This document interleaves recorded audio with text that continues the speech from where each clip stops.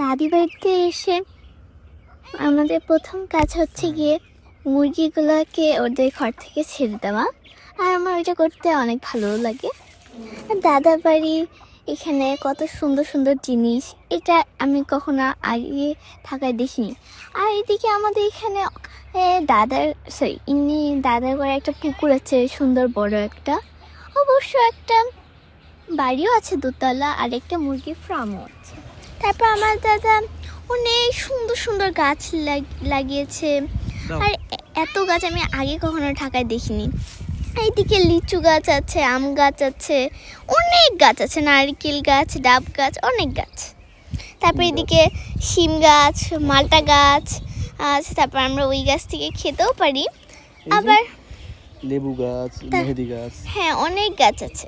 আবার সরিষা ক্ষেতগুলো তো অনেক সুন্দর লাগে। শীতের সময় যখন আসি তখন সরিষা ক্ষেতগুলো পুরাই হলুদ হয়ে থাকে।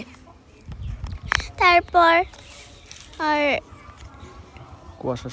কুয়াশার সকালে আমরা হেঁটে বেড়াতে অনেক মজাই লাগে।